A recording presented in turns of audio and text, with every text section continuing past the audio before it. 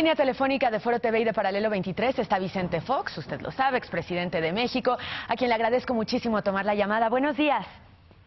Daniel, muy buenos días, muchas gracias a ti y a todo tu auditorio, un gran saludo.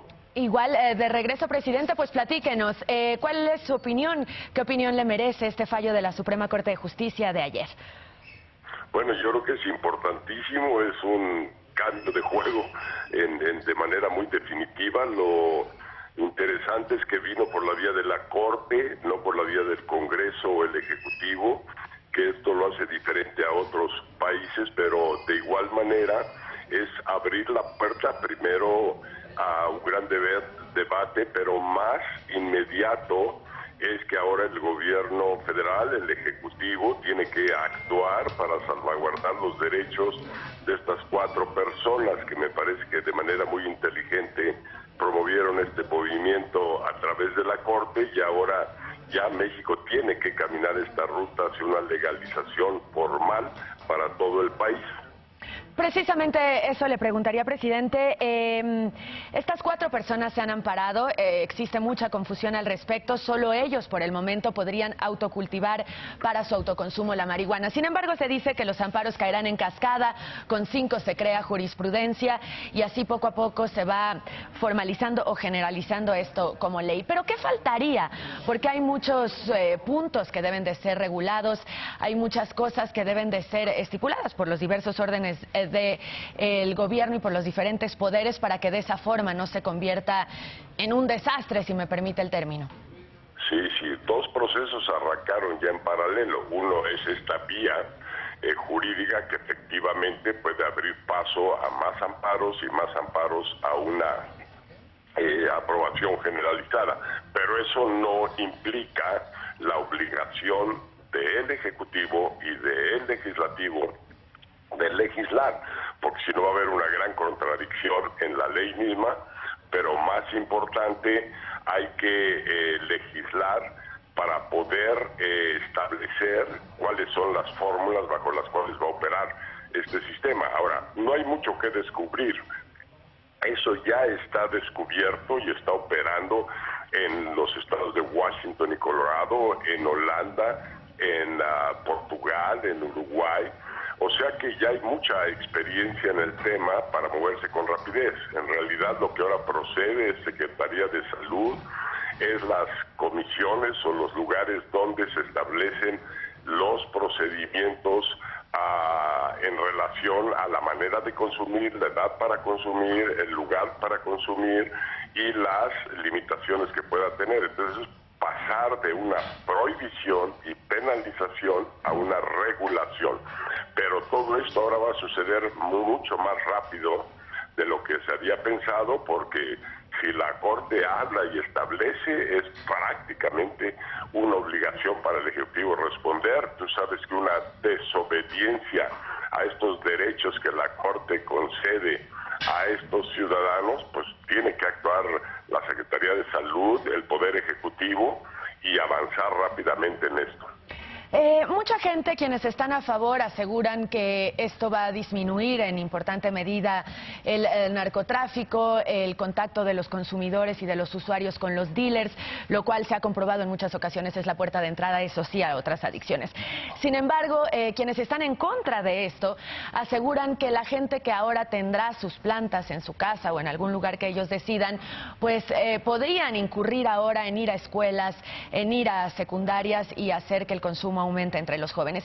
¿Usted cree, presidente, habiendo dirigido este país, que México esté preparado para una decisión de este tipo? Sin duda, y el proceso que tú marcas va a tomar algún tiempo, porque de momento no se puede comercializar, ni vender, ni pasar a terceros. Pero hecho todo, que es lo deseable según mi punto de vista, efectivamente, entonces ya habrá empresarios, productores agrícolas de marihuana como planta, y habrá expendedores, dispensarios, como se le llama en Estados Unidos, y habrá consumidores. Pero la experiencia muestra fehacientemente que la juventud, que nuestros hijos, no se vuelven locos por el hecho de que cambie lo que está disponible, aunque sea ilegal, con lo que puede estar disponible siendo legal. al revés, le quita problema a los papás y a las mamás, porque los hijos en realidad lo que tienen que tomar es decisiones libres y responsables, y esto es lo que la Corte encontró como el tema toral, que es el ejercicio de nuestra propia libertad, que no nos lo puede coartar el Estado mientras no afectemos a terceros. Entonces, a esos papás, a esas mamás, muy preocupados, y lo entiendo, ¿qué va a pasar con nuestros hijos una vez que se venda en la calle legalmente? Bueno, primero habrá regulaciones y restricciones importantes, no se abren tiendas cada esquina, hay mucha regulación al respecto, pero lo importante para papás y mamás es que ahora, en lugar de estar esperando que el Estado nos resuelva nuestros problemas con nuestros hijos, pensando que a través de la prohibición ellos no van a consumir droga, eso es falso, eso no sucede. Lo que necesitamos es hablar más cercano con nuestros hijos, informarles exactamente de qué se trata, para que ellos actúen con responsabilidad, y el resultado final es eso. En todos los que ya cambiaron, repito, Washington, Colorado, Portugal, Holanda, Uruguay, no pasa nada, es decir, algunos siguen consumiendo, pero la inmensa mayoría no lo hace porque al final es dañino de alguna manera para la salud, como es el alcohol, como es el cigarrillo. Entonces la moderación y el ejercicio de nuestra libertad con responsabilidad es lo que hay que imbuir en la juventud, en nuestros hogares, en nuestras familias, en las escuelas. Y eso va a pasar. Es un parteaguas, evidentemente, pero también es uno de esos temas que divide profundamente a la sociedad. ¿Cómo pasa a la historia esto? Es decir, ¿cómo se escribirá en los libros de historia en algunos años lo que sucederá seguramente en los próximos meses con el consumo de la marihuana en este país? Sí, mira, en realidad este es el derribo de la última prohibición vigente impuestas por el Estado y el gobierno, que en realidad no tiene ningún derecho a imponerme a mí conductas, comportamientos, o qué debo de comer o qué no debo de comer. Para eso fuimos creados libres, soberanamente libres, individualmente libres. Pero esa libertad hay que exigirla con responsabilidad. ¿Qué va a pasar? Pues lo que vamos a ver hacia adelante es lo mismo que vimos con el alcohol, que vimos con el cigarrillo, que vemos con el caso del aborto, que vemos con el caso del matrimonio entre personas del mismo sexo. Habrá quien quiera optar por tomar en el ejercicio de su libertad esas opciones, y habrá quienes no. Lo que se ha experimentado es que en la cuestión de las drogas no hay tal de que todo el mundo se vuelva loco, que todos los jóvenes van a ir a consumir marihuana y después otras drogas. No pasa así. La juventud es responsable, bien informada, tomará buenas decisiones, y al final del camino México está siguiendo una ruta ya que no tiene regreso. Estados Unidos, de 2 estados que aprobaron ya el uso recreativo y 28 que lo aprobaron como uso medicinal, va a terminar ya dando generalizada esa aprobación. Y el resto de los países, pues si tú agarras Canadá, agarras Francia, agarras Alemania, agarras Europa entera, el consumo no está penalizado, y lo que sí se está regulando, que eso es importante. Hay una comisión reguladora del consumo de alcohol, hay una comisión reguladora del consumo de cigarrillos, y simple y sencillamente eso es lo que hay que establecer, pero al final educar, informar, prevenir es indispensable, y para esto el gobierno recibe, y espero que les va a cobrar impuestos esos 4, si van a poner sus plantitas, que tendrán que pagar su impuesto por hacerlo y ser regulados por el Ejecutivo. Ese ingreso es lo que le da al Estado capacidad de informar, educar, prevenir y estar muy cerca del tema desde el punto de vista salud. Y finalmente, el punto de vista criminal, violencia, también se va a reducir, porque esto es quitarle el tapete a los carteles de alguna manera, y que muchos argumentan que se pasarán a hacer otras cosas. Bueno, habrá obligación del Estado mexicano de hacer eficaz el Estado de Derecho y el imperio de la ley, no hay de otra. En el 2001 se puso por primera vez y de forma seria en este país el debate sobre la mesa. Usted era presidente en ese entonces. ¿Qué ha pasado en estos años? ¿Qué ha pasado en estos 14 años que finalmente ya se logró este paso?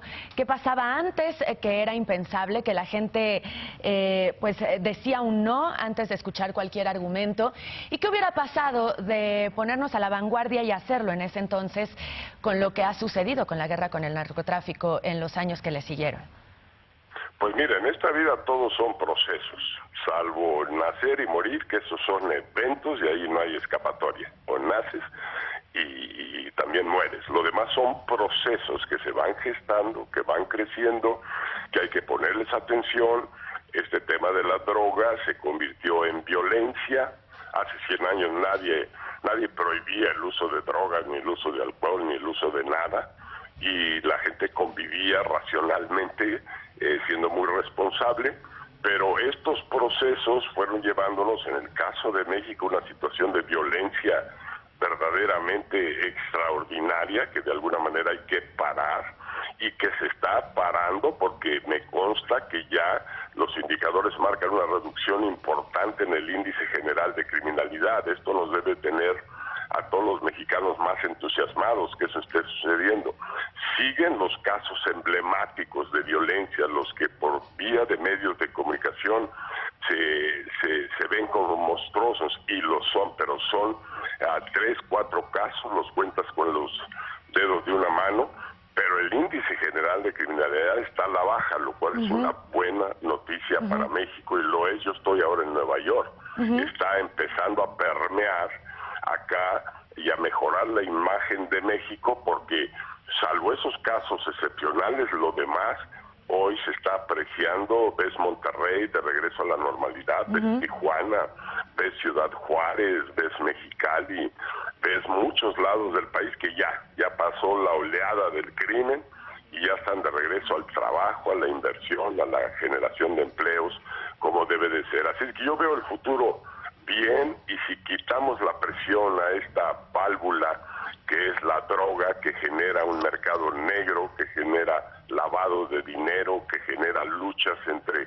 cartel y cartel, que genera pleitos en la frontera para cruzar la droga, todo eso se va a despresurizar con esta medida. Yo le doy la bienvenida, la aplaudo, me parece extraordinariamente buena para México, y repito, papás y mamás, cuidemos a nuestros hijos. No esperemos que el Estado va a resolver nuestra manera de educar a nuestros hijos. Eduquémoslos nosotros en el ejercicio de la libertad con responsabilidad, y nada especial va a pasar. Sabiendo que la marihuana no es más que una parte, incluso una pequeña parte de los negocios del crimen organizado, una medida sí pudo haber evitado estos índices de violencia, este derramamiento de sangre, estas muertes en gran medida de las que usted habla. Bueno, parcialmente sí, porque todo lo prohibido genera estos mercados negros de dinero y genera estas luchas por acaparar ese dinero. Hablando en términos generales, así es la circunstancia y así es el proceso.